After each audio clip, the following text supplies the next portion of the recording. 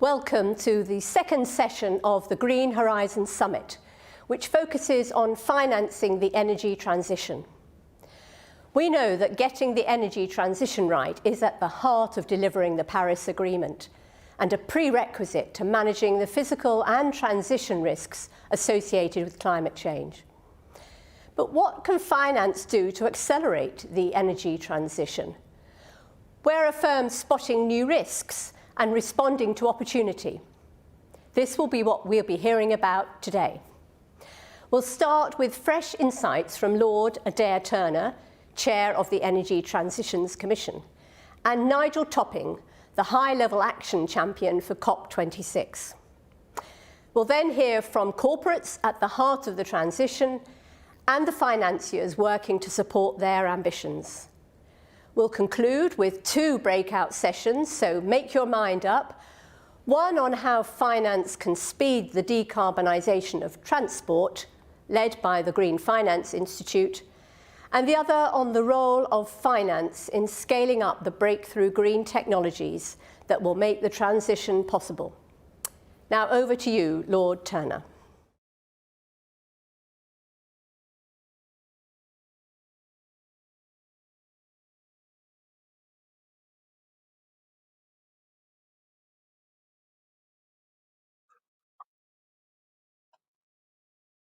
Good morning. It's a great pleasure to be talking at this Green Horizon Summit. In the conference programme, it says that the green transition is an urgent existential imperative. And I think that's absolutely right.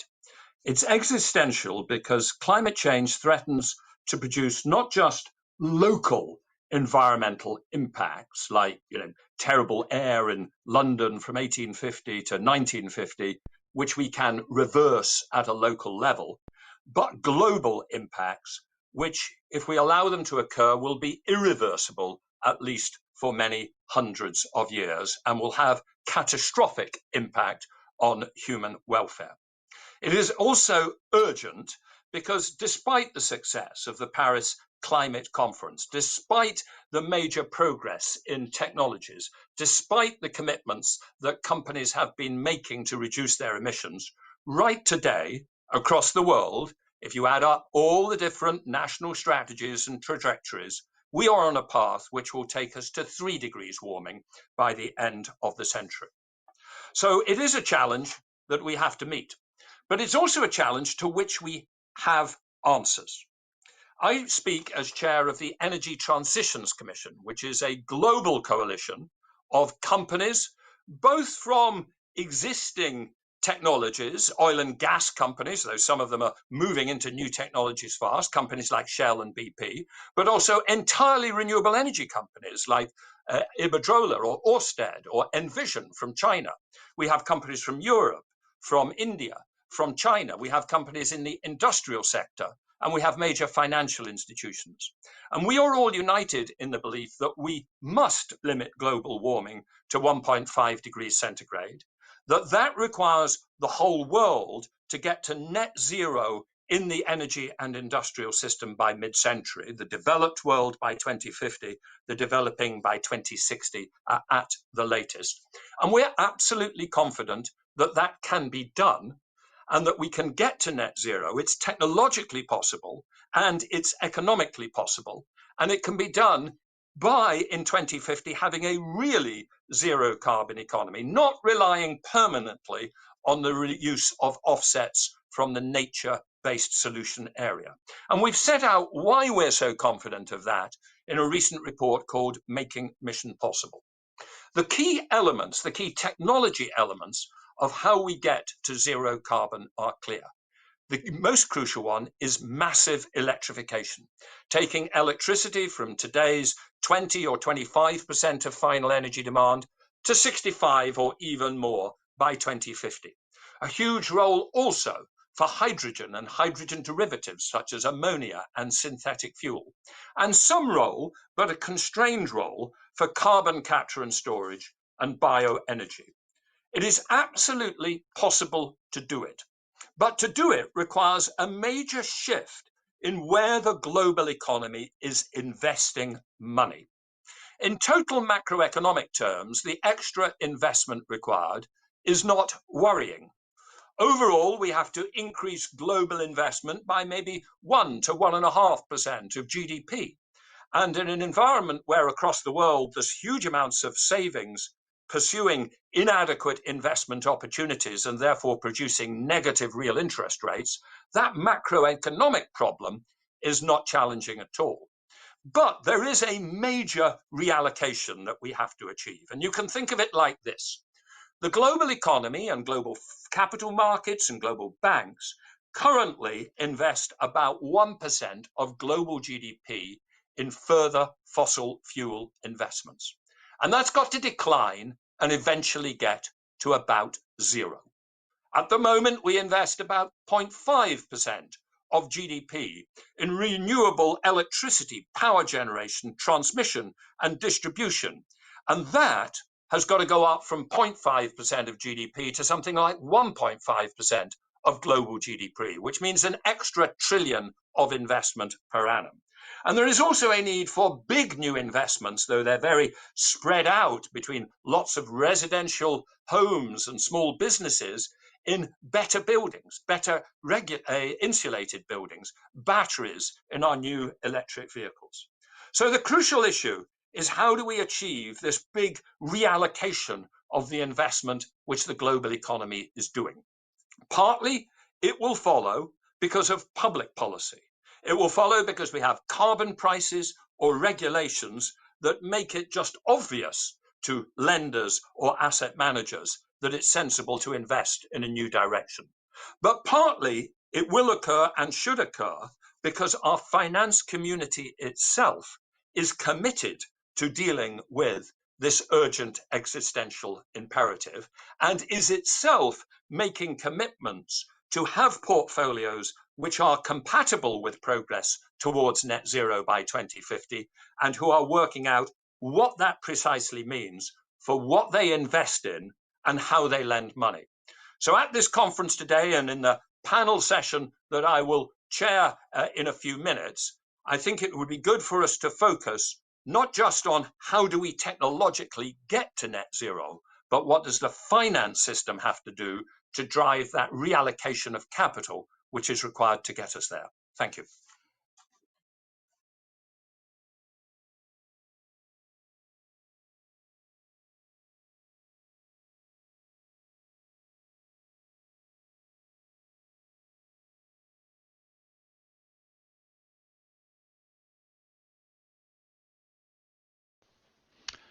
Well, good morning, and first of all, thank you to the City of London and Mark Carney for bringing so many leaders from the finance community together to discuss this important topic. Thank you to Alison and Adair for the introductory remarks, and thanks Adair for everything that I learned in the years that I sat on the Energy Transitions Commission, which I think has really driven the kind of granularity in understanding the pathways to net zero that we all need.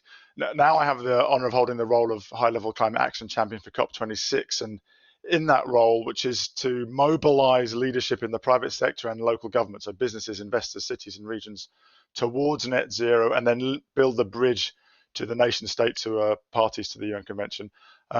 Earlier this year, with my colleague Gonzalo Munoz from Chile, we launched the Race to Zero. It's a big push to get as many businesses, investors, cities committing to net zero by 2050 at the latest. Includes the Net Zero Asset Owners Alliance. Some of you listening will be part of that. I hope more of you will join soon. And actually just today we've been launching the Race to Zero Pathways, built on the very best of the work of a vast ecosystem of partners, including the Energy Transitions Commission and the Mission Possible platform, which they've co-launched with the World Economic Forum, showing the practical steps that people can take. So I'm really delighted that that's at the heart of this conversation. I want to talk about just really three things. One, that my very strong view that this transition is now inevitable. I'll give you a few reasons why I think we can say that. And then I want to talk about the fact that we know the shape of these kind of transitions, and yet we keep getting them wrong. And then a couple of thoughts about how the finance sector can play a key role in avoiding that cognitive trap which we keep falling into. Why do I say this transition to zero is inevitable, or as some have said, the first inevitable industrial revolution? Mainly the science. I mean, if anybody hasn't read the IPCC's report on 1.5 degrees, it's worth at least reading the summary. I always think of this as if I was chairing an audit and risk committee for planet Earth, and we looked at the risk event of a 1.5 degree warming. Everybody knows that every time we've assessed that risk, it's got more likely. So it's been drifting to the right on the x-axis. We often forget that every time the scientists review the science of the impact of that same risk, it also keeps drifting up, like their assessment of the impact of the same risk event keeps going up. So if you think about your audit and risk two-dimensional view of risks, it's a complete risk management failure, bottom left to top right. Not just more likely, but also worse impact. And next year, the IPCC, before the COP, will start publishing some of their next wave of reports, which will once again show that they're assessing a risk to have gone up. So that's the first reason I think it's inevitable, is that eventually we will respond as a society as we assess that risk and understand it. Of course, then citizens are speaking more and more loudly. Anyone who's got teenage children or has noticed the millions of young people taking to the streets before lockdown, that's only going to grow as those smart, well-educated young people understand just how big the risk is. About 70% of the US electorate had climate change as an important topic on the ballot, and we know how that's gone now. And of course, any of you who are hiring talented young engineers will know that if you haven't got a really good strategy for managing the energy transition yourself, then it's harder and harder to attract talent. As Adair has mentioned, and I'm sure you'll talk about in much more detail, the technology in sector after sector is going down the cost curves, and of course the policy environment is changing with a whole swathe of net zero commitments from major economies now, and with the US now set to join that. So if it's inevitable, why do we keep struggling to manage this inevitable transition? And especially as we know the shape of these kind of transitions, every significant industrial transition has always followed an S-curve. It takes a long time to start going, then it goes exponential. And those who are asleep at the wheel lose, and those who are driving that transition do really very well.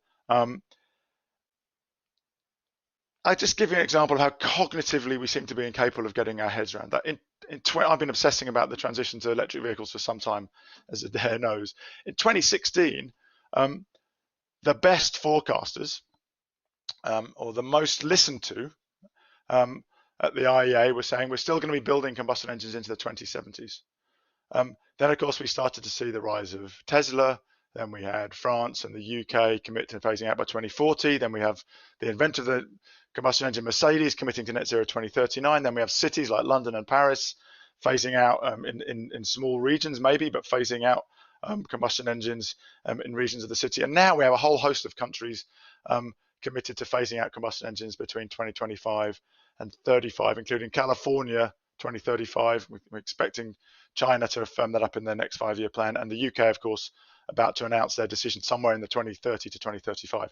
So the future's come forward 40 years in 4 years. That's how wrong we are time and time again, even though we know that these things happen along S-curves. There's a nice piece in Bloomberg Green the other week just describing how BNEF's forecasts have come back and back and back for peak coal just a few years ago, predicting 2040, and now confirming that actually it was 2 years ago. So again, the future's come forward by decades in a couple of years. So we're putting the S-curves at the heart of all of the Race to Zero pathways, because we believe that's the way that these transitions will take place, and that we need to align our decision making around those transitions, both for ensuring we get on those S-curves and then planning to drive through them. Hydrogen would be a great example. One of the things which we all learned from the Energy Transitions Commission, the massive growth in the green hydrogen economy.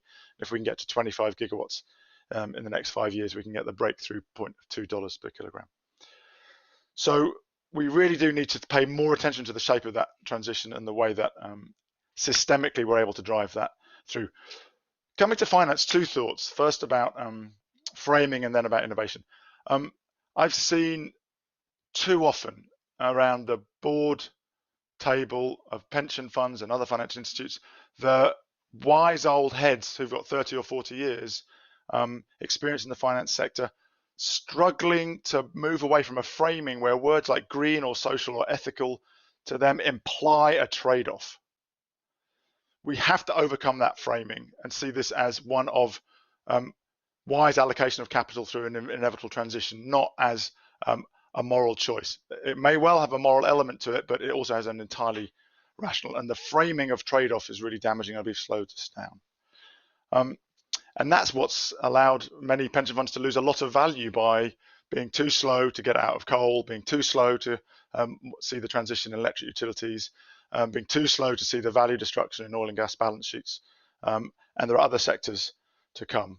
So we really need to rely on the finance sector to drive innovation, to make sure that disruption is planned in a wise way, because it will not be linear. And I think London is absolutely the heart, and has been for some time. If you look at all the sources of innovation, I just wrote down a few: the Carbon Disclosure Project, Carbon Tracker, Climate Bonds Initiative, the Energy Transitions Commission, TCFD, the PRI with their Inevitable Policy Response work, which models that kind of non-linear transition. Of course, the Net Zero Asset Owner Alliance, the Green Finance Institute, and I missed loads out. So London is at the heart of this drive of innovation to make sure that the whole of the transition happens with the appropriate drivers of private capital. So finally, call to action for all of you. We've just published the Race to Zero Pathways. We have a growing number of finance institutions committing to Race to Zero. I call on everybody in the City of London, every investor, every pension fund, every insurer, every bank to join the Race to Zero.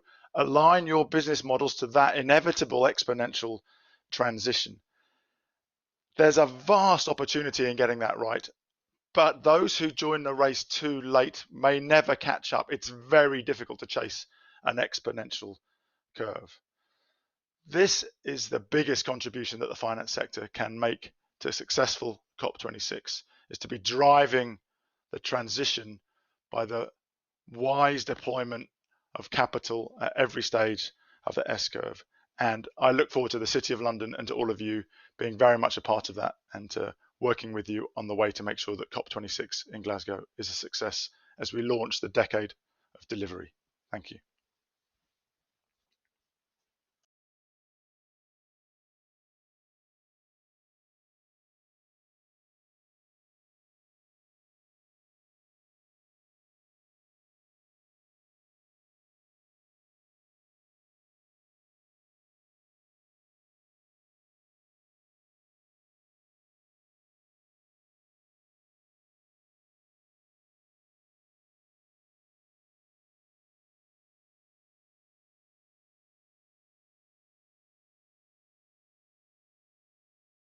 Well, welcome now to the panel discussion.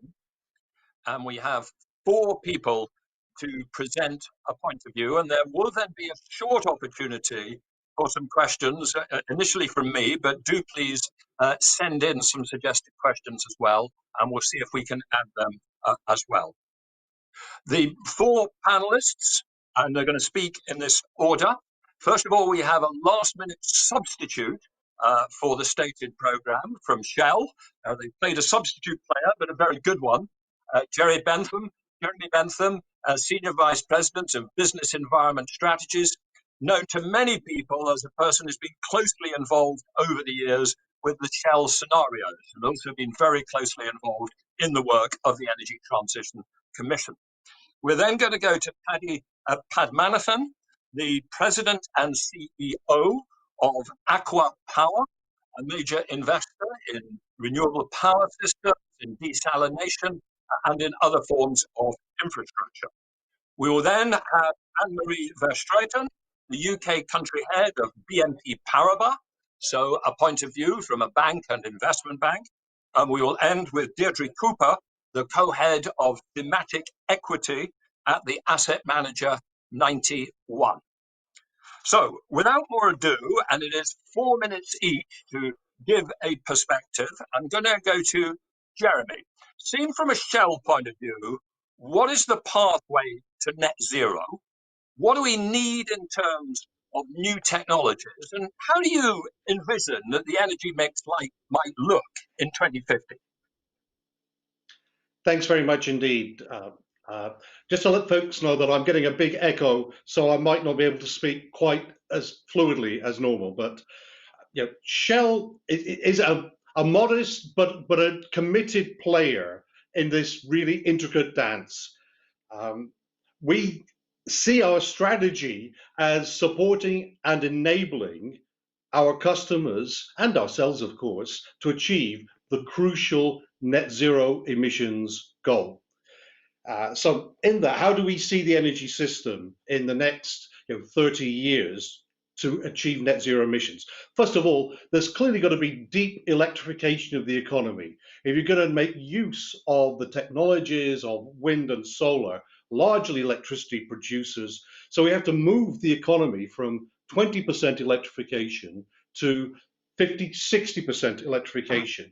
Now, within that, you're recognizing that energy dense, portable, liquid and gaseous fuels are still going to be a significant area because they are significant for sectors that electricity can't fuel. Thinking about heavy freight, aviation, in the timeframes that we're talking about. And so you're also talking about the steady decarbonization of those kinds of fuels, so that by the time that we're talking about around 2050, you're probably going to have about 40% wind and solar, 15% biofuels, maybe 10% nuclear, 10% other renewables, and still a residual of perhaps 20% of fossil fuels, but directed towards premium uses such as metallurgical uses, aviation, etc. Now, these are huge changes. You can't do anything, can't move anything, can't operate anything without energy. So we have to change everything in the system, our customers and ourselves. So how do you do this? And I'm just going to point to three main things. Clearly, accelerating the deployment of clean technology across the economy, enabling more end users to use electricity, but also those lower carbon molecular fuels, hydrogen, biofuels. Shell can do some things there directly. In terms of customer access, we have more retail sites than McDonald's or Starbucks, serving more than 30 million customers a day. So we can provide power for electric vehicles. More importantly, because of the complexity of systems, we can power trade. And we've become one of the largest power traders in North America. But also, we're a leading marketer of biofuels. And I was almost 20 years ago the chief executive of our Shell Hydrogen business as we were building that up. In order, though, to achieve these things, you do need new alignments between end users, equipment manufacturers, and between fuel providers like ourselves. And those are both business and public-private, because you need smart policies. So if we want to help unlock the decarbonization pathways for key sectors, for our customers, we need to be participating as we have done. You mentioned earlier, Adair, the Energy Transitions Commission, and as you know, we were a founding partner in that commission. That's been helping to create platforms such as the shipping platform, Getting to Zero, the aviation platform on Clean Skies Tomorrow. In the UK, there's the Hydrogen Advisory Council, who is co-chaired by Sinead, who unfortunately can't be with us today. We were one of the earlier people to sign up for the task force on the TCFD. And so with working with such partners, but also government institutions, we believe that we can play a role because we connect so many different elements of the energy system together. So we work with the European Commission and have published work supporting Europe moving to net zero emissions. We've worked for nearly 10 years with the Chinese State Council and also working with others like individual cities such as Paris. So number one was accelerating, number two was aligning, and number three really is recognizing, just as the Department for Business, Energy and Industrial Strategy in the UK has done, that you also have to be involved in removing greenhouse gas emissions that would otherwise end up accumulating in the atmosphere, either by natural solutions, such as reforestation or addressing the degeneration of peatlands. And we're working with the IATA, the International Emissions Trading Association, on ways of bringing that into the emissions trading scheme, but also carbon dioxide capture and storage, where we're operating a number of facilities around the world, but more importantly, developing new projects with partners. Now, to make this change requires both customer support and public support. This is a major development, and with that, investor support. And so if I was to just leave 3 last thoughts, with this combination, I would say focusing on bringing forward private investments in offshore wind and the reuse of critical infrastructures for services like carbon dioxide capture and storage are going to be very important in the UK. Decarbonising those hard to abate sectors such as industry, trucking, and heating can help create thousands of jobs in industrial heartlands. And then thirdly, incentivizing those close to market technologies, whether those are the electric vehicles that you're beginning to see emerging, but also offshore floating wind, aviation biofuel, sustainable aviation. So I'd just like to kind of close that out with some of the things that I think are going to be significant, but also some of the things that you're very active in doing within Shell. Jeremy, thank you very much. And without more ado, I'll go over to Paddy. I mean, it's quite interesting. Jeremy talked about a vision of a fundamentally changed system, but still one in which fossil fuels might be accounting for 20% of primary energy. Maybe you have a more radical point of view, Paddy. What's your point of view of where we will and where we need to be in 2050? Thank you, Lord. Delighted to join you on this panel today. So, look, my view is that I think we'll get to pretty much fully renewables way faster. We're very convinced of it. Our own path to net zero at ACWA Power is much more straightforward, and I'm confident that we will get there way before 2050. We are focused at nothing else but power generation and desalinated water production, now operating in 13 countries. Throughout the markets we serve, electricity demand is rapidly increasing, and so the need is for new capacity.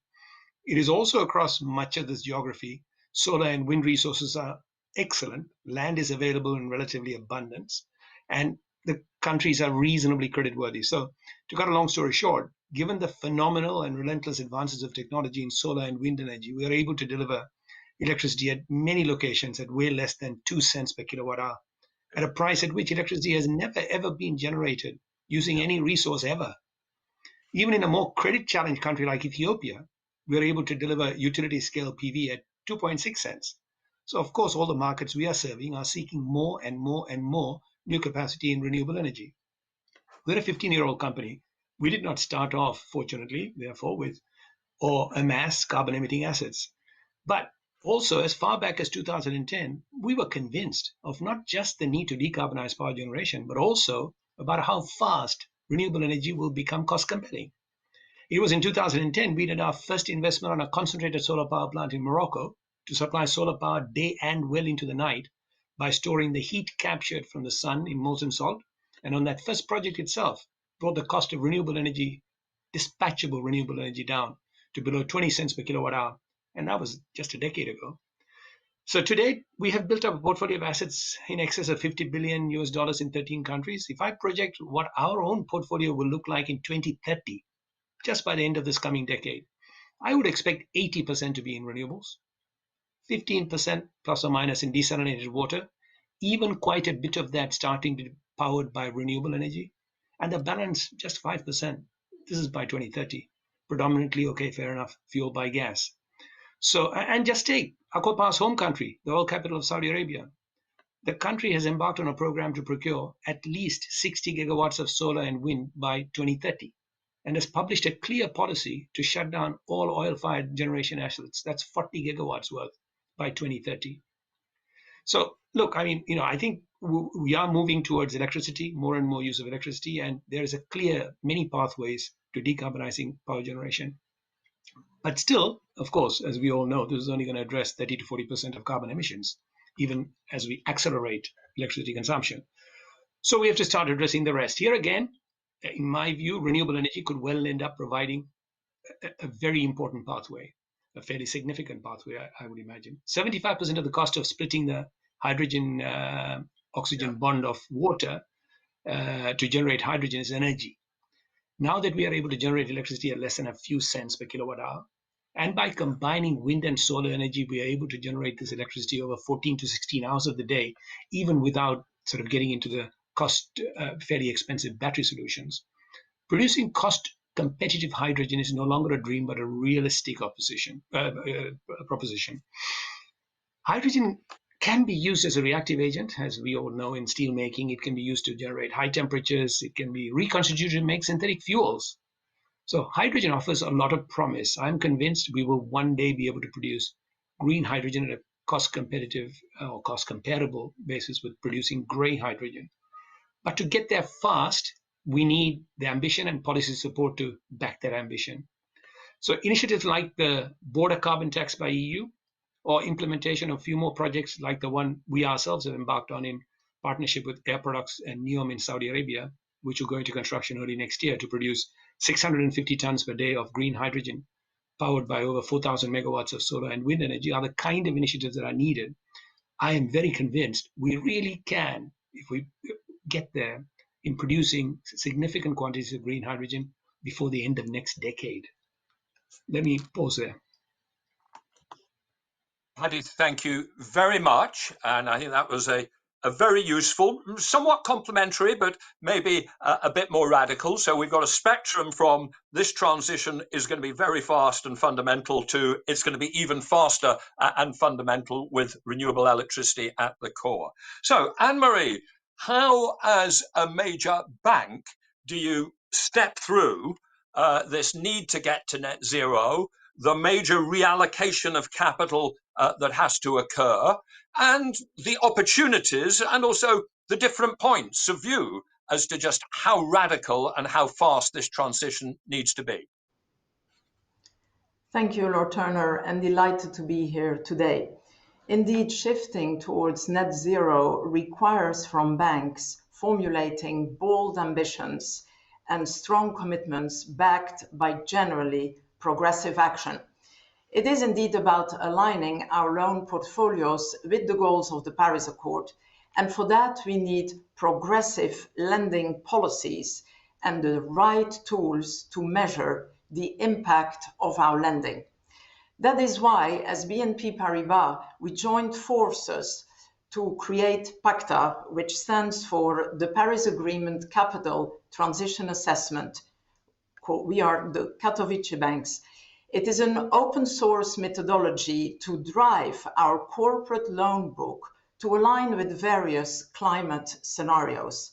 Today, the methodology covers about 75% of the high greenhouse gas emitting sectors, including oil and gas, power, utilities, automakers, and it is being expanded to cover more sectors. 26 systemic banks are now using this to allow them to get a granular view of their portfolio by sector through aggregation across their client base of the underlying asset indicators. This allows them to set practical targets and report against these. Challenges remain, especially around data, disclosures, and methodologies for other sectors. Regulation has been mentioned, and it has indeed increasingly become a driver for banks to transition. And of course, the Bank of England has been very proactive in accelerating this agenda. And this has resulted in banks better understanding their climate risk and requiring disclosure from their client base. Regulators may go a step further and implement a green supporting factor to incentivize banks to accelerate the green transition. Of course, to make genuine progress, we need to see a clear commitment of our clients towards decarbonized business models and transition pathways. Engagement and disclosure towards their banks around this are key.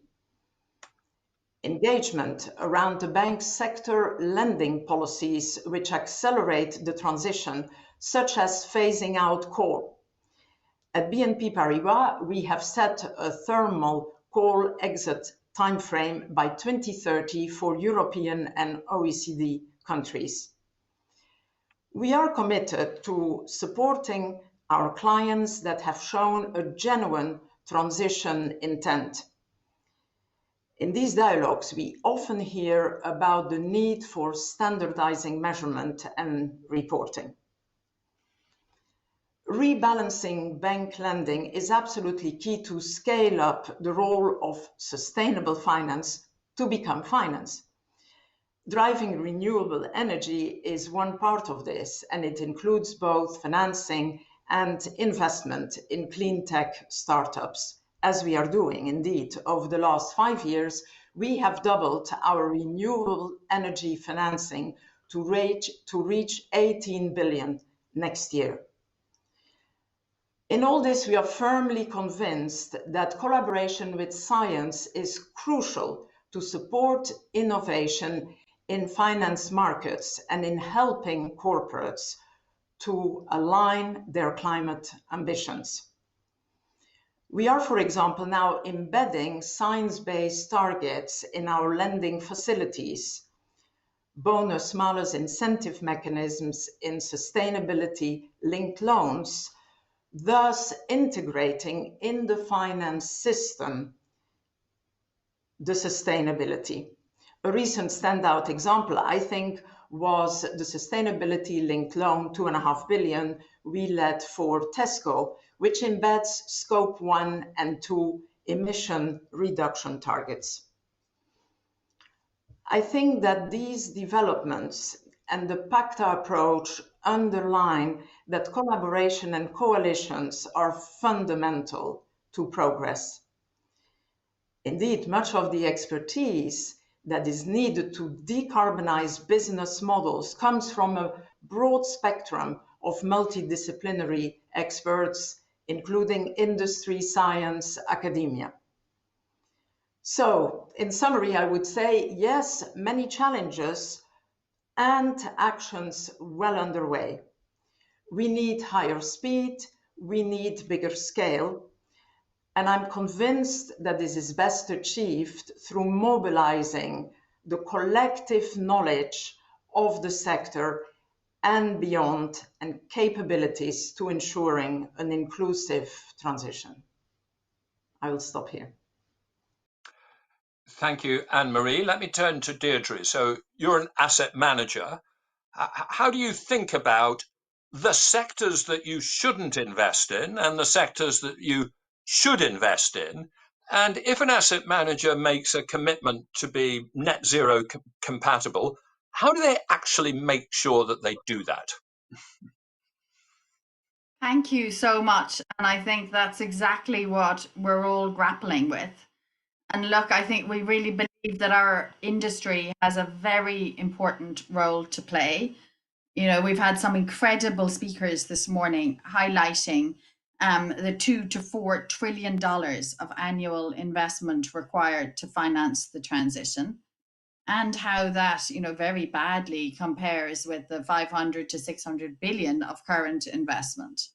And to your question, I think if we look across the industry today at asset managers, asset owners, and consultants, I think we're probably still in a world where the positive investment discussion is largely focused on private infrastructure, and the conversation on listed equities and fixed income is still mostly about risk and divestment. So I would guess, for example, that the majority of questions you get, Jeremy, are still focused on stranded assets rather than on the speed of positive investment. And we think this is really important because, you know, first of all, listed equities and fixed income are by far the majority of investment assets. And secondly, because those companies are so important in funding the transition. So if about 590 billion or so was invested last year in climate finance, according to the Climate Policy Initiative, about 182 billion of that came from listed companies. So we really think we need to move away from just looking at very basic carbon footprints of investment portfolios and move towards allocating capital to those companies that are driving change and engaging to ensure that they move more quickly. Because as we've all heard, that is absolutely imperative. We're not investing enough at this point in time. And of course, as you pointed out in the introduction, Lord Turner, in a low growth world, these companies are also just potentially very exciting investment opportunities. We also think that emerging markets are particularly important here. As Mark Carney talked about earlier, that's about 3/4 of the investment required. So it's great to see what ACWA Power are doing in private markets. But in listed markets, this is an important topic for consideration because, of course, data disclosure is much, much weaker in emerging markets. So we need to be careful that over-reliance on data, and we all want to see better disclosure and better transparency, but that doesn't mean under-allocating to emerging and frontier markets. And that's something that's very close to our hearts at 91 because we are a firm that was born in Africa.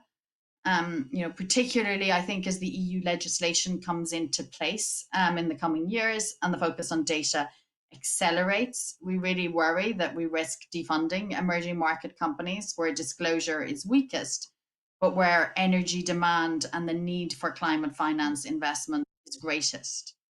So to give an example, last year, about 9% of Chinese A-share listed companies reported their emissions versus 66% of the MSCI All Country World Index and the vast majority of large European listed companies. So I think it is really vital that we remain comfortable with imperfect data. That's in some ways, that's the business we're in, while we engage at the same time for better disclosure, and that we continue to help to fund those regions and engage and are active investors, with companies in those regions where the impact is potentially the greatest. So we think, to summarize, that regulation and transparency are really important, but there are, some potentially significant negative consequences to an ESG by numbers approach. And of course, as I said at the beginning, that the investment management industry has both a huge responsibility, but also an incredible opportunity to be a part of, investing in a significant growth area. Deirdre, thank you very much. We've got 15 minutes left, and I think we've covered the issues very effectively so far. And what I'd like to do now is to just tease out some of the more difficult issues, maybe, because I think that's always the interesting thing to do on a panel rather than all completely agree. I'm also keeping my eye on some questions from the audience, and there are a couple already that we might have time to come back to. But let me start with this, which is, how should finance think about the continued finance of fossil fuels? So Jeremy says in 2050, we still might be getting 20% of our fossil fuels, our energy from fossil fuels. He didn't specify it precisely, but I would guess that Jeremy there is reflecting scenarios which see the almost complete elimination of thermal coal, maybe a role for metallurgical coal along with green hydrogen in steel production, a significantly reduced role, I would guess, for oil, but maybe seeing it still going into the plastics feedstock mechanism. And also, Jeremy mentioned a potential role maybe still in aviation, though some people think we should go down the bioenergy or the synthetic fuel route there. And there is also the crucial role of how long does gas last as a transition fuel, and does it become part of how we produce low carbon hydrogen by adding carbon capture and storage to SMR, what people sometimes call blue hydrogen, as against green hydrogen from electrolysis. So the challenge here is, if that's right, an oil and gas company is going to have to invest in some fossil fuel assets. But Jeremy, my question to you very briefly is, how does Shell make sure that you are only investing in the ones that are appropriate? Because it would be possible, if we accept that there's going to be 20% of energy still from fossil fuels, that lots of people say, yes, and I'm doing this fossil fuel investment, and this is part of the 20%. And then somebody else says, I'm doing, and it's part of the 20%. And we add up all the investments that they're doing, and it's way more than required, even for the 20%. How do you step through that? Very briefly, Jeremy, at Shell, and then I'm going to come back to Deirdre and Anne-Marie. How do you think about, should you be willing to finance oil and gas, some oil and gas, only particular oil and gas? How do we step through that tricky issue? Thanks for raising that, Adair. And there's a couple of different things for folks to kind of grapple with here that we have to grapple with. One is, what are those assets that are really going to have a reduced footprint and connected into those premium carbon captured uses, such as in the development of plastics and materials. And so we've recently announced how we're taking a company which within our assets, when I was a young employee, had more than 50 refineries, down to 6 oil refineries which are strongly coupled with petrochemical production. And so that is one aspect of that. If you're talking about the upstream, the production of oil and gas, then quite simply, if you do nothing, then the production from existing assets declines by between 5 and 10% per year. And so that is much faster than anything that demand changes will have. So it's really a question of focusing investment only in those areas which are the most competitive aspect of it. But again, rather than speaking, if you like, from the supply chain forwards, we as a company have a long history of dealing with real customers. And so it's working from the end user backwards and what the end user needs and unlocking those decarbonization pathways. And that's again where I think our focus goes. So if you look at how we're allocating capital, we are allocating capital increasingly into those areas that are about our relationship with customers and trading, new areas such as renewable power, integrated with things like hydrogen and biofuels, and recognizing the importance of strongholds in the supply chain, such as the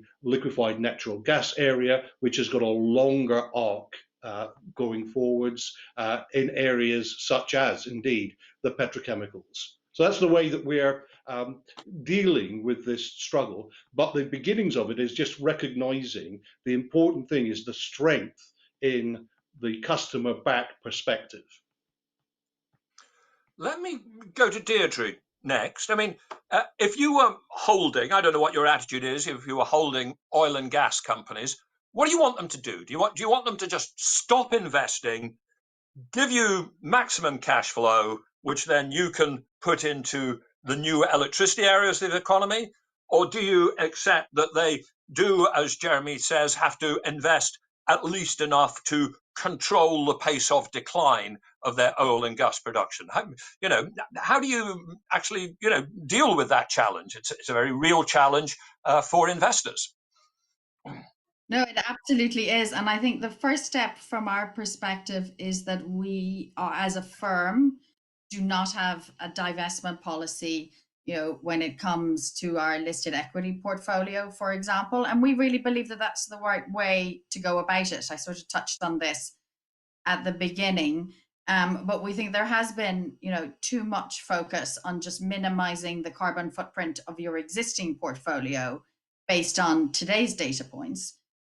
Which in some ways, has absolutely no impact, unfortunately, on real world emissions and the speed of the transition, and not enough focus on spending time with those companies and encouraging them to allocate capital towards funding the transition. I think we would probably push back, not just at Shell and Jeremy, but at the oil and gas industry in general, and challenge as to whether the speed of the investment is as fast as you might want it to be, as to whether all of the fossil fuel projects that have been funded are actually necessary, and that if you look at them through a genuine Paris compliant scenario, if you take them in account of, if you just look at the company's science-based targets and you look what's happening in the very short term, is it truly aligned with that transition? Is the speed of action fast enough? As we talked about earlier, I don't think we think it always is for all of those companies, but I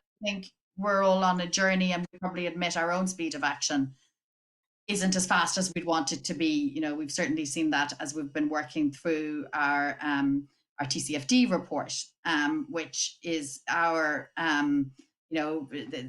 that is our industry looking inward and, setting those long-term targets for our investment portfolio. And I think importantly, educating our portfolio managers and our analysts to ask those questions to companies, and to sort of go on that journey to really understand these negative externalities and price them correctly, but also encourage that positive investment, which we think will drive future growth and returns. Thank you. Anne-Marie, you talked a little bit earlier about Katowice principles and your sort of red lines in relation to coal, but how do you deal with oil? Some people try to say no investment in high-cost oil, because high-cost oil will be a stranded asset in a world in which we only use, 20 million barrels a day, etc. How do you think about gas? Is this a crucial transition fuel, or is Paddy right that green electrolysis of hydrogen is roaring ahead so fast that could wipe out the role for blue hydrogen faster than we think? So I think it's a combination of many things at the same time. As I mentioned, we have clear sector policies. And for example, at the end of 2017, we decided to cease providing any financial services to specialists in unconventional hydrocarbons, shale gas, tar sands.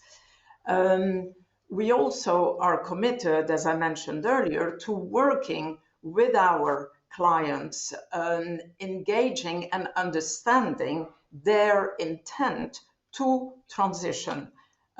We try to absolutely learn what their pathways are to new business models. This is, of course, as has been said, a complete overhaul. So we do spend time and effort. As Deirdre mentioned, we are training our people to have that dialogue, to share and challenge. At the same time, a lot of effort is being put into supporting those transitioning energy sources. Green hydrogen has been mentioned. We have and are investing a lot of effort in leadership around that. We are fortunately very well equipped with a broad range of business lines and services, fleet management. So a lot of work is going on there. So I think it is really a combination of all of that. Thank you. I'd like to turn to Paddy, but to give it a particular angle on hydrogen that you mentioned. There was one of the questions came in from the audience, which actually I think was for Jeremy, but I'm not going to pose it. It was, what are the main achievements of Shell Hydrogen since it was launched 20 years ago? I don't know whether that was intended to be, did hydrogen have a first hype? But hydrogen is an interesting development. Everybody's very focused on it this year. At the energy transition, we've seen it as a big development. A lot of people talking about getting hydrogen, green hydrogen, down below that benchmark of $2 per kilogram. But I'd like to widen that, Paddy, and ask you, within that context and your business generally, what are the major limits to finance? Is there enough finance to support innovative developments? Deirdre talked earlier about there'd been a lot of focus on private equity and infrastructure funds investments, but what about the liquid listed equity space and the fixed income space? But I guess the question I also have is, where is the role for this in the capital markets, in venture capital? I mean, we know what's happened in electric vehicles.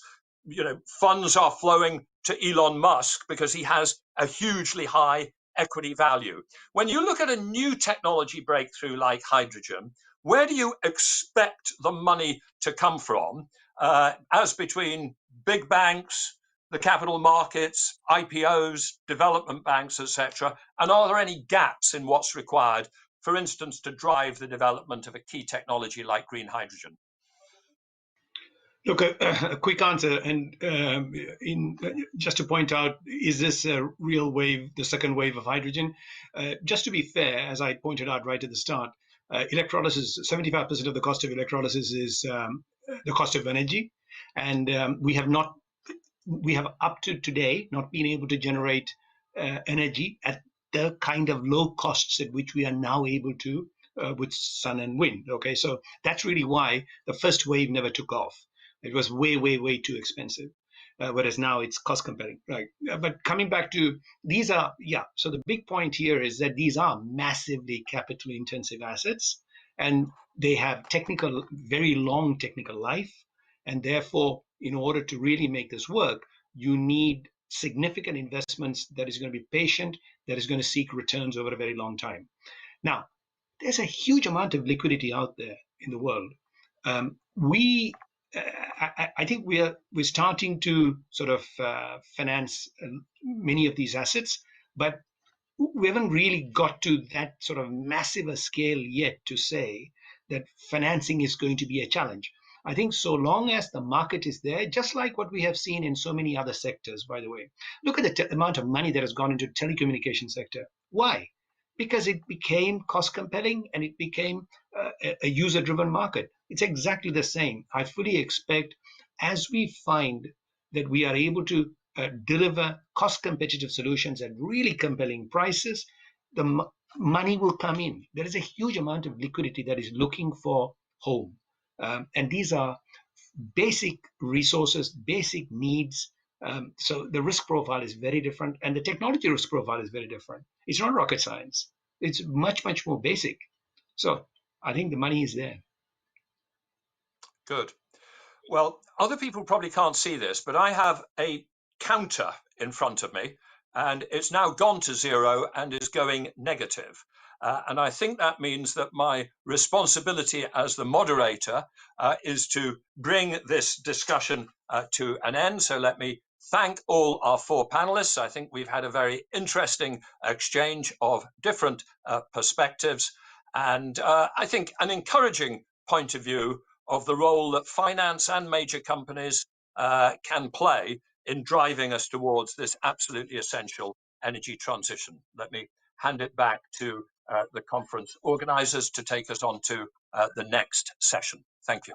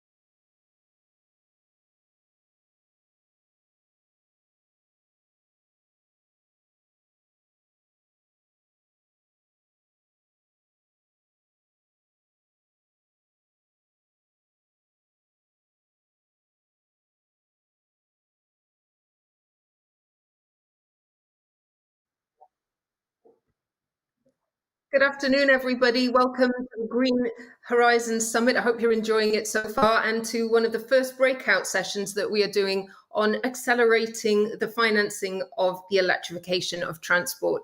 I'm joined by three fantastic panelists. Colin McKerracher, Head of Transport Analysis at Bloomberg New Energy Finance. Cheryl Connolly, Chief Futurist at the Ford Motor Company, joining us directly from Detroit, Michigan. And Sean Kingsbury, who's the chairman of CNG Fuels, and as many of you know, the former chairman of the UK Green Investment Bank.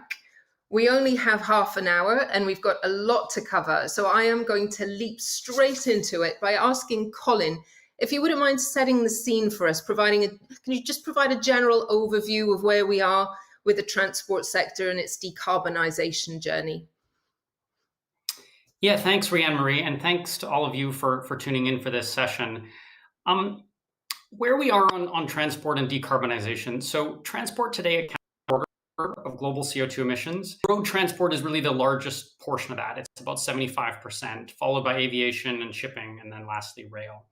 And unlike some segments like power generation, where emissions are dropping quickly in advanced economies, transport emissions are generally still rising, or in some cases, they're flat. There have been some improvements in engine efficiency over the last 20 years, but most of these have been offset by, one, higher motorization rates, so more cars per household in emerging economies, and also higher vehicle weights and more SUVs and trucks in wealthier ones and more horsepower in those vehicles. So an example in the US, where over 70% of new vehicle sales are now either trucks or SUVs. The good thing about road transport is that we actually know reasonably well what the solutions are for getting emissions down. And for passenger vehicles, it's mostly around electrification. And despite what you might hear, EVs do substantially reduce CO2 emissions, even when you include the battery manufacturing. And that's with today's current grid electricity mix, which is improving steadily, as we heard this morning, and will continue to improve in the years ahead. So on electric vehicle adoption, EVs are currently about 4 to 5% of global vehicle sales, but there's a lot of regional variation between different countries and continents. So in Europe, we're running closer to 10%. So the UK data just out for October shows about 11 vehicle sales being either a battery electric or plug-in hybrid vehicle. Markets like the Nordics and the Netherlands significantly higher than that. China's the largest auto market in the world. Sales there, EVs there, are about 5% of sales. But in many emerging economies, they're down below 1% of sales. Now, that's new vehicle sales. But when we talk about emissions, of course, what matters is the fleet. And at the end of this year, there'll be about 10 million EVs on the road globally. That's up from a few 100,000 a few years ago. So really remarkable growth in a short period of time. But before we get too excited about that, there are actually about 1.2 billion passenger vehicles on the road globally. So we're still kind of under 1%, probably going to cross about 1% vehicles on the road in the world having a plug sometime early next year. Those numbers are going to change pretty dramatically in the years ahead for two main reasons. One of them is on policy.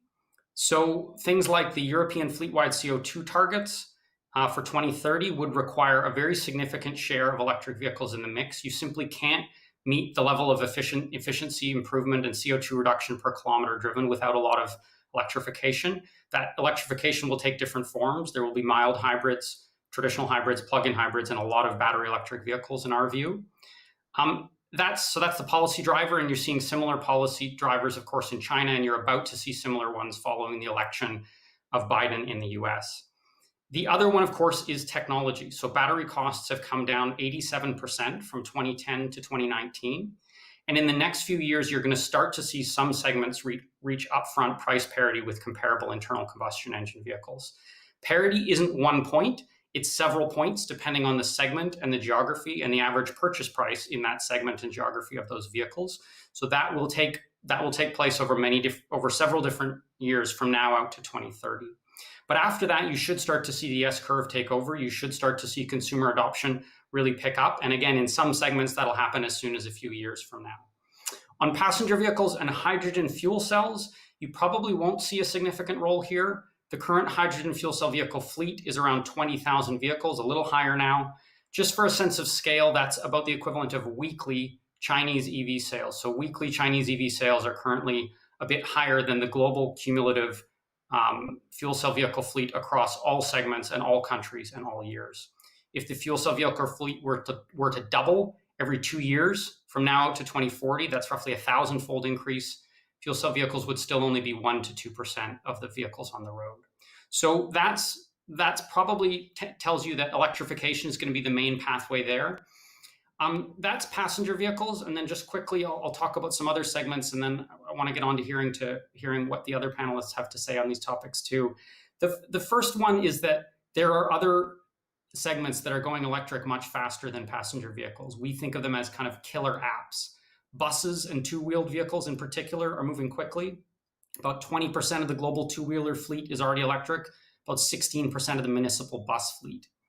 And also you're seeing a large rise in commitments from large logistics operators and companies that move a lot of goods. So groups like Amazon saying they're going to have 100,000 vehicles in their fleet in just over 9 years from now.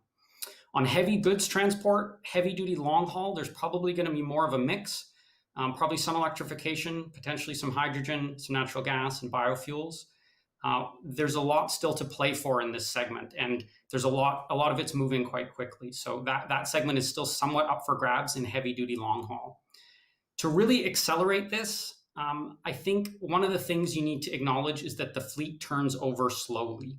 It takes about 12 to 15 years in most countries. So if you're going to hit something like CO2 neutrality by 2050, the last internal combustion engine car needs to be sold sometime around 2035 and potentially a little bit sooner. Automakers need clarity. Automakers are managing global businesses that have high CapEx requirements. So in our view, the most important thing governments can do to give them that clarity is to set steadily increasing passenger fuel economy targets. So keep tightening those fuel economy targets, but do it in a very predictable way that automakers can plan around. The other thing is fuel economy standards for trucks. So this is where most of the emissions growth is going to be over the next 10 years.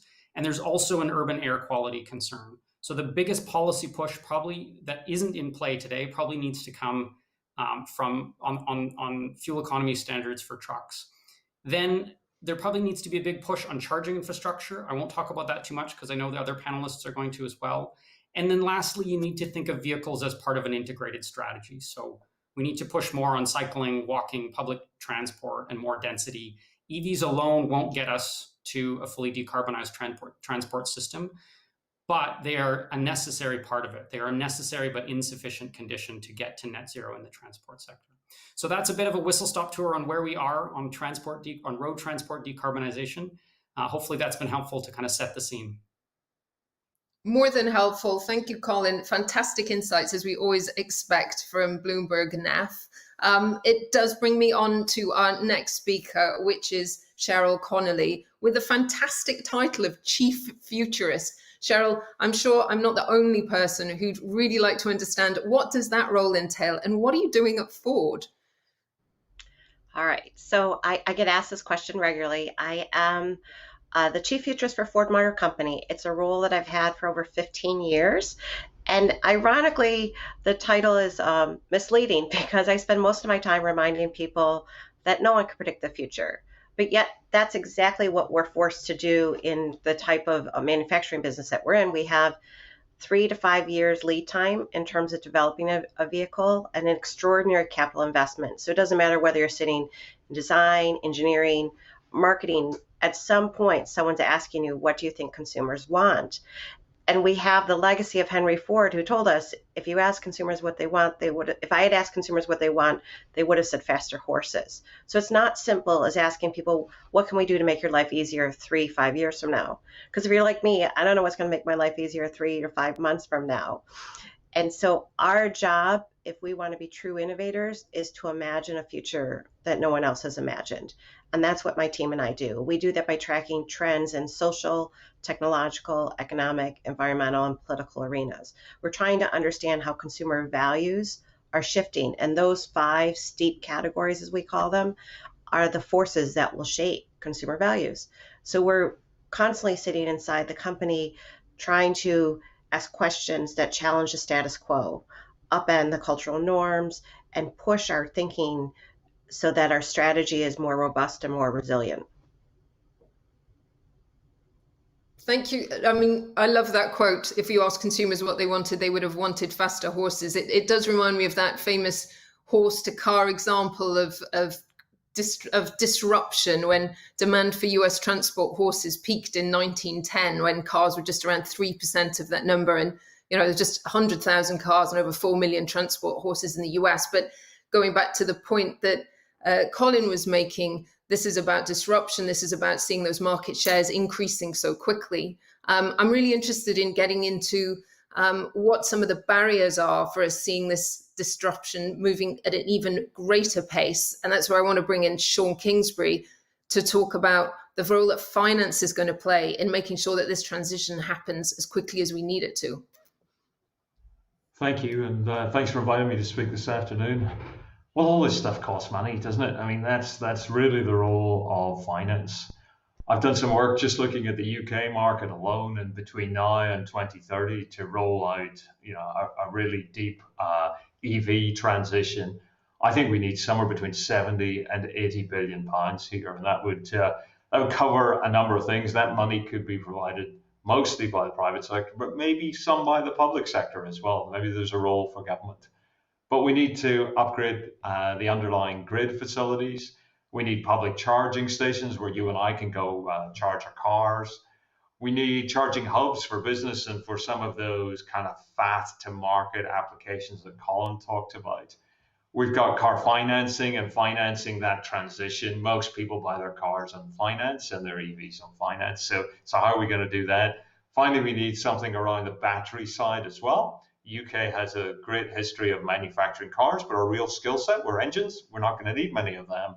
And then there's a piece of capital that will be required for the digitization of this. It can't be an analog system as we go along.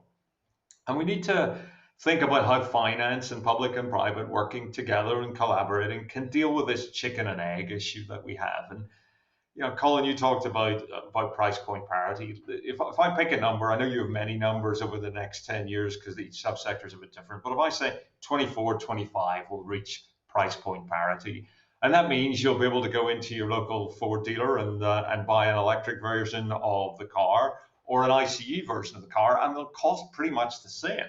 But the electric version will cost a little bit less to run, maybe a whole lot less to run. And so when you get to that point in 4 or 5 years' time, everybody should switch. Everyone should switch to an EV, unless, of course, they retain range anxiety. And so we need to have the infrastructure in place in advance of that, so that when you get to that decision, there's nothing which is a barrier to making that switch. But that means you need to build the infrastructure now. And this is where you get into the chicken and egg issue, because as there's such a low penetration of electric vehicles, and most of those have been sold to people like me, I've had mine for 3 years, who can park it on their drive, we don't see the utilization of the assets. So if you invest in those assets today, they may produce negative returns. But if you don't invest in them today, they won't be around in advance of price point parity when we should see the major consumer shift. So there's a role there for government. There's a bit of a market failure. And so I can see a collaboration between public capital and private capital coming together to incentivize that early investment and move that forward so we get away from this chicken and egg issue. Finance is key. We need the money to build the assets. And Sean, obviously, I'd love to elaborate a little bit before I go back to Colin and Cheryl. In your role as the chief exec of the former Green Investment Bank in the UK, the GIB played such a pivotal role in de-risking offshore wind technology, such that we've now got 40% of global offshore wind capacity sitting around the British coastline. So I'm guessing you're saying there's a very similar analogy here about a de-risking role for government balance sheet. Exactly. The role of the Green Investment Bank at the time was to do the hard projects, the ones that private capital wasn't really ready to invest in. And it's a bit like this chicken and egg thing. So I think there is a role for government to get out in advance. We all know we're heading in the direction. We just don't know the shape of the S-curve.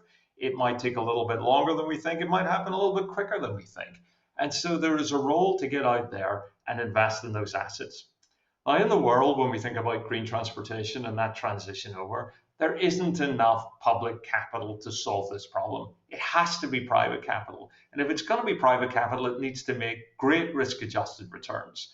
And so the role is to really invest that money, to invest it early, but to show you can make a great return on it. You know, it's pretty easy to give away cheap money. Nobody wants to do that. I would love to see a way, and we have here in the UK, an initial contribution, a charging fund that we're not quite sure how we're going to deploy yet, of about 500 million. But that's a small drop in the ocean if you think of a 70 to 80 billion ticket. Now, that's probably not quite enough, but if you can put that to work, if you can show that you can do this in a structured and organized way, my fear with that money is that it solves point-to-point solutions, and we don't take a very structured, organized way to rolling out the infrastructure. And this is back to my point of collaboration. This is energy stuff, and it's working with automotive for the first time, really. Those are different worlds. They speak slightly different languages. They don't always know each other or come together. So there's another role for government there, Rhian-Marie. It's that convening power to take that risk, to prove you can make great returns. And as a result, private capital will flow and will solve this problem. 100%. I absolutely agree. And I think that's a point that's been coming out strongly this morning in the summit, is this importance of collaboration in order for us to solve some of these issues. And public and private sector collaboration has got to be absolutely at the forefront of how we do this. Colin, I wanted to come back to you. So many things that I wanted to unpack from your initial remarks, but one of them was the point you made about, I think you said 87% drop in lithium-ion battery pack prices between 2010 and 2019. Are we going to see that the battery costs decline further, or is that plateaued out now, do you think? There's still room to run on battery cost declines. The way to think of it is not in terms of annualized cost declines. So if you see a presentation where they say, look, it dropped 15% a year or 20% a year, you should question that, because those annualized cost declines will probably slow down. But what we think will hold is the learning rate. So how much do costs drop for every cumulative doubling of manufactured volume?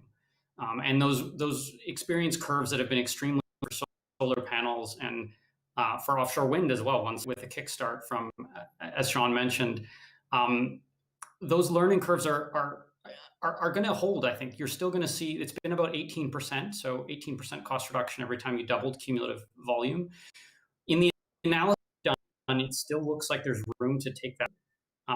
There is everything from cheaper cost on building the plant, so capex per unit of per annual unit of output for the battery plants themselves. There's improving battery chemistries, so energy density, which is cutting the amount of kilowatt hours you need to deliver a certain amount of range, because the battery itself is lighter. There's also fundamental improvements in both cathodes and anodes that are still yet to be implemented into vehicles. So I think you're going to continue to see those come down. It will slow down a bit on an annual basis, but the experience curve holds. And also, I guess the one thing to watch is how much raw material spike. So if there is a huge run up in lithium, cobalt, high grade nickel prices, that could slow them down temporarily, but I think that's what it would be. It would be a temporary impact, and then you'd probably start to see them resume their declines. Generally, when we see raw material price spikes, those high prices are a great signal to bring on more supply. You'll see as well in this sector, it would be remarkable if battery materials behaved fundamentally differently than every other raw material we've seen in the past, which is that high more substitution and they bring on more supply. So I think that's what will happen. You could see some bottlenecks, but I'm pretty optimistic on further battery cost declines in the years ahead. Which will obviously play a key role in getting to that price parity point that is going to be so crucial. And Cheryl, from your knowledge of consumer and sector trends, what other challenges are you observing in the take-up EVs? Maybe a US perspective would be useful as well. So actually, I can do the US perspective as well as the global. We do an annual trend survey that we put out each year. And so last year we published the trends for 2020 in December of 2019. And we called it a trend that we call the green paradox. And it really looks at the gap between intention and action. So our research showed that 78% of the people we surveyed in 14 different countries say that they are actively changing their behavior to fight climate change. But when you break it down a little further, their willingness to change is mitigated by inconvenience. So for instance, 46% of the people we spoke to in the UK said that they were only willing to adopt sustainability improvements as long as the inconvenience was non or small to them. So for instance, they're willing to forego the plastic straw. They'll carry a reusable cloth bag to their grocery store. But anything that is like hardship to them, they're out of it. And they're not alone though. 46% in the UK, 48% in the US, 55% in Germany. And the country that was the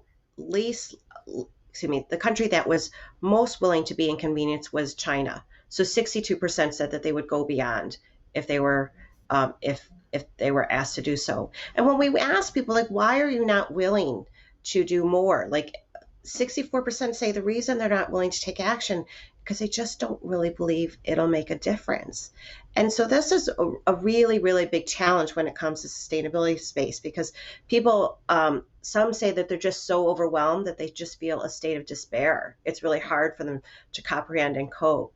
But I think the activist movement among young people, so you take Greta Thunberg, what she did to raise awareness and to be such a young woman and be called out as the Time Person of the Year, for all the work that she did, I think it really inspires a lot of other young people. Now, when we look more specifically at electric vehicles, we went around and we asked people, the difference between what you should do versus what others should do, and the gap is large. So we have people who said, I think it's 57% that said that you should, 56% of the people we spoke to said that you should drive an EV to help prevent climate change, to do your part. But only 17% of those who responded actually do. 63% say that you should carpool or use public transport, but worldwide, only 50% actually do. Same with flying, 37% fly less, but only 28% actually follow those measures. And so I think that's a challenge, and price parity is one of the reasons. 72% of the people that we spoke to said that if their greatest concern, though, is that the range anxiety. And then finally, I still think there's a great deal of misunderstanding in the EV space. Now, globally, 40% of the men and 52% of the women that we spoke to said they didn't really understand the benefits of electric vehicles. And so it's not surprising that very similar numbers, 36% of men and 44% of women, say they're not really interested in EVs. And so it's our job as manufacturers to educate them. And we are investing $11.5 billion through the end of 2022 to increase our portfolio. By year's end, we'll have 18 passenger vehicles in Europe that offer some sort of electrification form.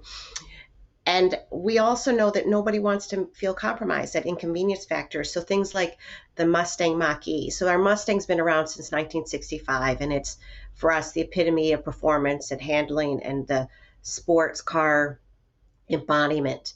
And so when we decided to take that inspiration, the DNA of the Mustang, and apply it to an all-electric sport utility vehicle, it told the consumer market that you don't have to make a compromise. You can get both. You can still get mileage and muscle.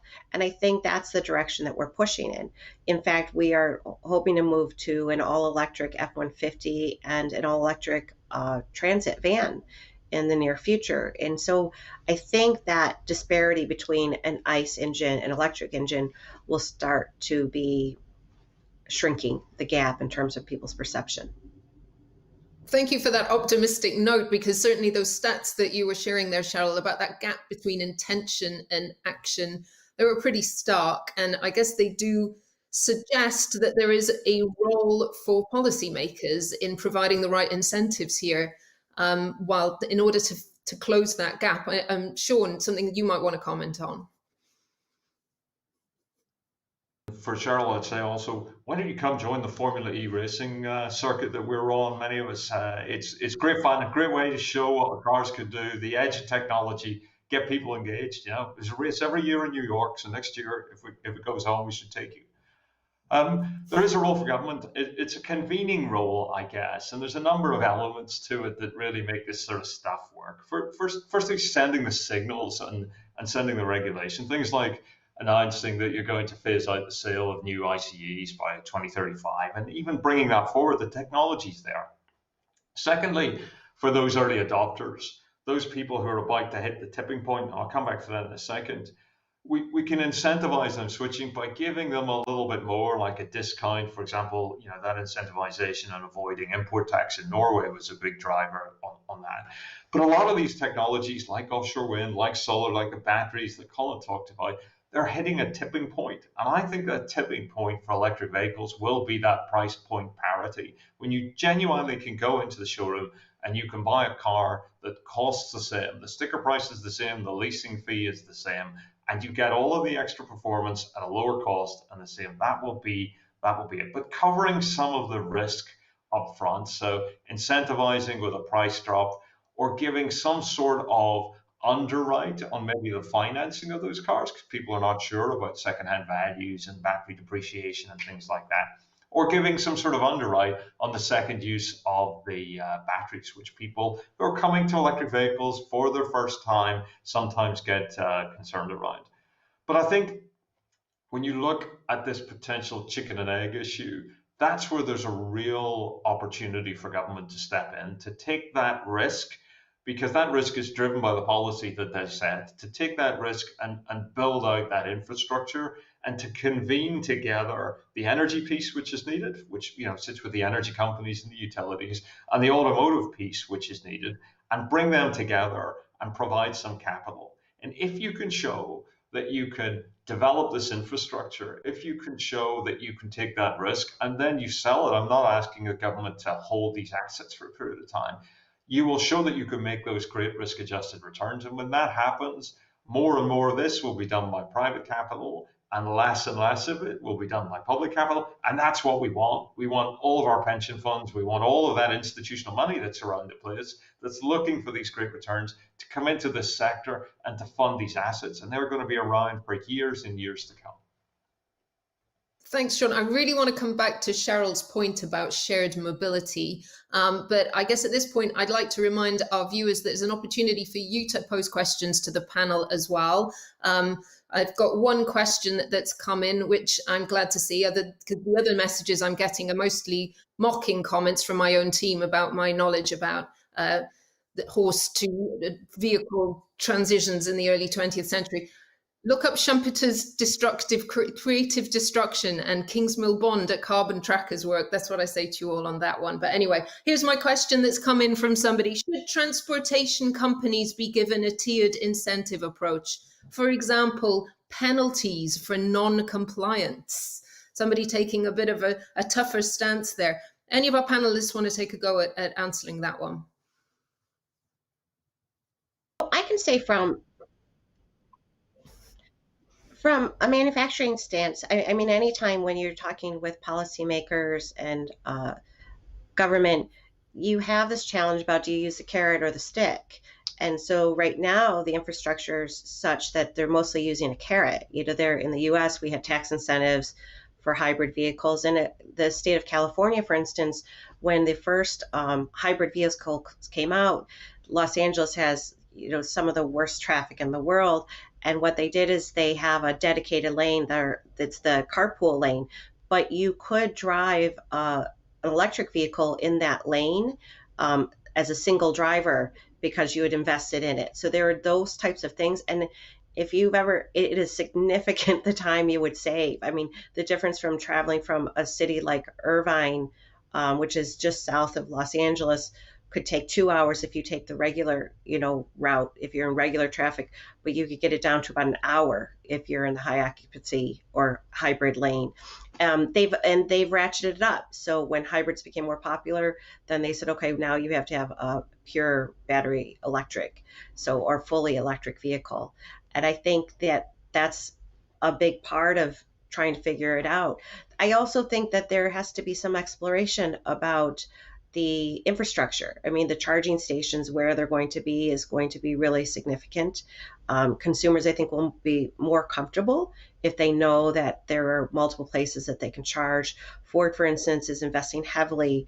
Our Ford Pass charging network in North America is going to have 13,000, but about 13,500 electric charging stations throughout the country. And I think as those become more commonplace, people feel less anxious about it. And then finally, it can be done in collaboration. California is another great example where you see so many homes that are installing solar energy or solar panels, and there are tax incentives to do so. If you go ahead and make that investment, I think Colin was talking about the cost of ownership. If you have solar power, you have already sunk cost, and if you only charge at home, you have no cost to charge your vehicle. So for instance, like on that Mustang Mach-E that I talked about, on a single charge, we can get a 300-mile range. So I think these things, it's really a complex ecosystem that has to come together. And right now it's been incentive-based, but I think that punitive-based might come eventually, but it can't come until all the ducks are in the row. Sean, I could see you wanted to make a comment on that, the whole carrots and sticks and whether we need penalties. Yeah, I think sometimes you need both. You really do. Wouldn't it be great if we could just offer carrots? Wouldn't that be a fabulous world if everybody just responded positively? But experience tells me, unfortunately, you need both. And to the extent that you can create a marketplace around some of the negative things, where maybe you can buy things out or create a place where you can create the value and it becomes an understood value for this offset, or create something that can be traded and seen. You can send price signals as well. So I don't like fines, but I do like things which create marketplaces. So where you can buy and sell to fulfill your obligations, and you can put a degree of regulation around that to set price caps and collars and all sorts of things. The reason I like when a market sends a signal is people will then start to look at alternatives. The disruptors in the market, the entrepreneurs, the people who think about things differently will get a price signal. And when you've got a price signal, people will come up with solutions for that. And so carrots and sticks are really, I think you need both, but trying to find a way to put a price on this, on the stick piece. So rather than paying a fine, buy a certificate, set a price in the certificate, and then offer that as a price signal to the market to go solve the problem. I think this is something we're tracking a lot as well. Is this is the real challenge for the sector over the next 5 years, is that you can't subsidize a mass market. It simply gets too expensive. Auto sales are about $2.3 trillion a year. You can't subsidize your way all the way through that. So price parity will help. But this big transition between demand side incentives, those purchase incentives that we've seen, and the supply side, which is coming in the form of, say, European fleet-wide CO2 targets, or California's ZEV mandate, or China's new energy vehicle credit system, all of those, as Sean said, those actually create a marketplace. You can go and say, look, X automaker has an excess of credits in Europe for this year's target of 95 grams of CO2 per kilometer. This one has a shortfall. They can form a pool. The pricing behind that is a bit opaque because there's one automaker's paying another to form a pool to then the group of them complies. But the net result is that groups that are ahead in this and that maybe have lower costs of delivering it are getting a transfer from those who are further behind. And that's a calculation that an automaker can choose to make. They can say, look, we're going to get 90% of the way there with plug-in hybrids. Now, there's another question about how much plug-in hybrids are actually driven in electric mode and the benefit from those. But we can get 90% of the way there, and then we're going to pool with someone else for the rest, or we're going to buy credits in these markets. So I think you're seeing that happening, but there is going to be a bit of a dance as governments try and phase out those purchase subsidies while tightening those supply side measures. And I think we will see some interesting dynamics there, because that is going to impact some companies a lot more than others. And where you have to provide a certain proportion, which grows over time, from sources other than diesel, right? And so you need to provide renewable transport fuel certificates. And so this incentivizes people to produce second generation biofuels or look at biomethane as an alternative. You put a price on it, disruptors come in, markets change, and there's that signal which can be regulated. You can put collars on it so that it's a regulated signal. It doesn't go totally crazy, but it really starts to give that incentive. So we do it well in the UK. We can try and export some of that technology around market structuring to other places. The other question we've received is around battery price and our outlook, but I think the panel's already covered that one. I just wanted to mention on this incentives, a carrot and stick point, full disclosure that at the Green Finance Institute, we have contributed to the Commission on Zero Carbon's white paper on introducing a carbon tax that would differentiate by sector and obviously would play a key role in helping accelerate the transition, not only in transport, but in other sectors too. And that's available and something that is published on our website. I did want to quickly go back to you, Colin, on this point about shared mobility that I promised to talk about earlier, which, I mean, clearly we're having this conversation against the backdrop of the pandemic, which I can imagine has had an impact on consumers' appetite for shared transport. What's the outlook? Yeah, it definitely has. There's no question that in terms of what people return to, they're returning to driving their cars, their privately owned passenger cars first, then a little bit less or quite a bit less returning to shared mobility, and the least of all returning to public transport. But what we have seen in China is that has bounced back reasonably quickly once the pandemic was under control. So some indication that may happen elsewhere.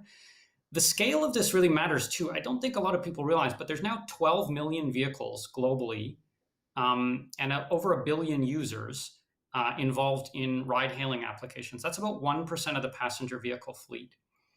And so what that means is there's an opportunity to make kilometers go electric faster than car sales. And that's where shared mobility, I think, is important for decarbonization, is that you are seeing increased commitment from groups like Uber, Lyft, and Didi in China to relatively rapidly switch their fleet over to EVs. So Uber in London, 2025, Uber and Lyft looking at 2030 globally.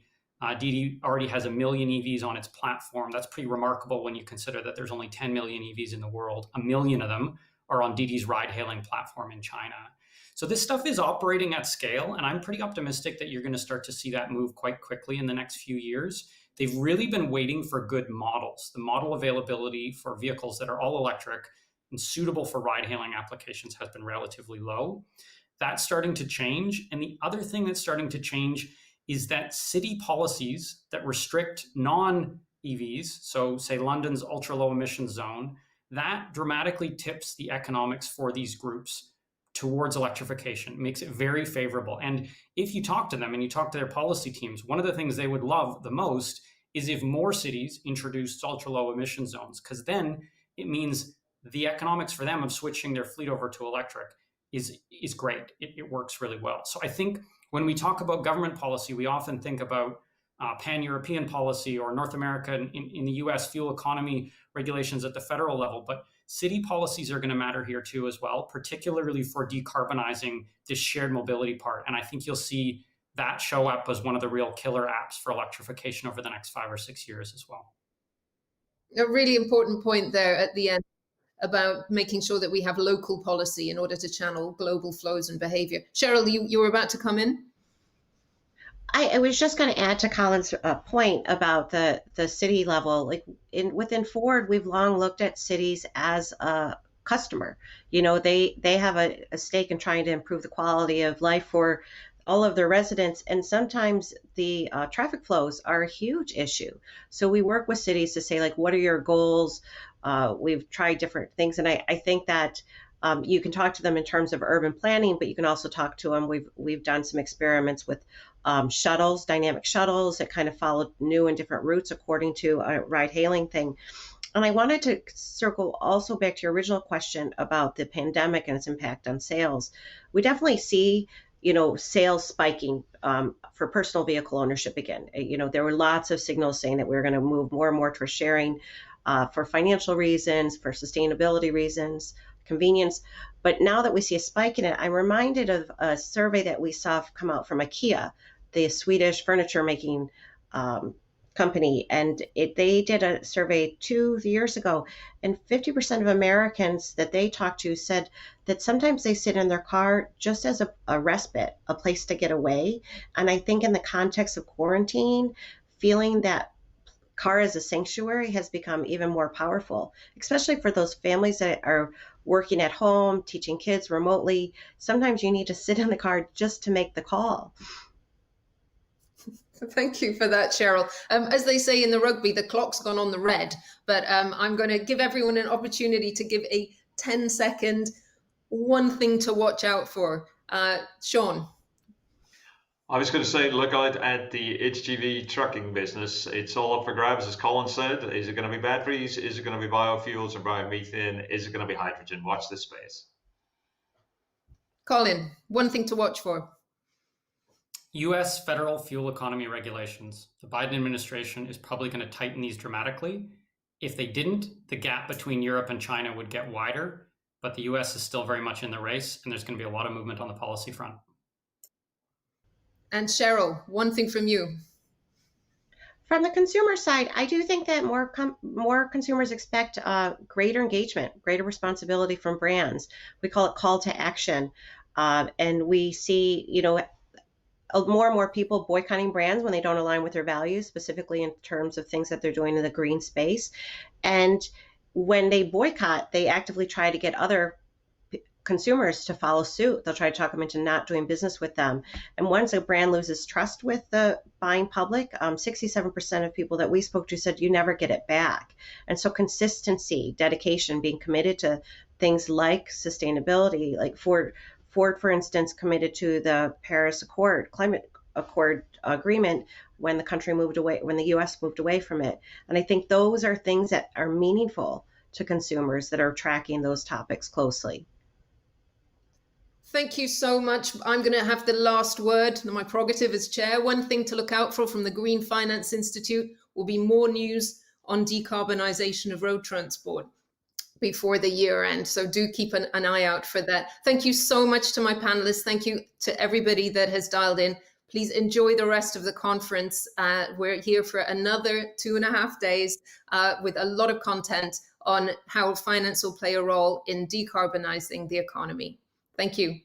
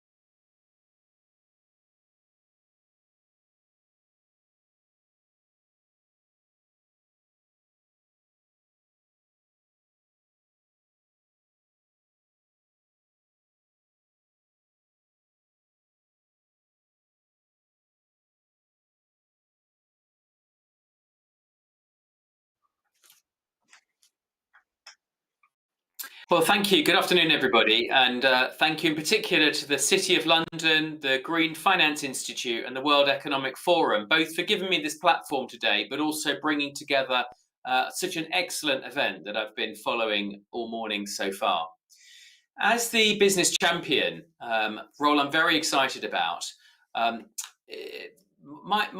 role is to try and help the intersection between business and government. And that's really, really important to me, because business is fundamental to achieving this change. First of all, in terms of its ability to innovate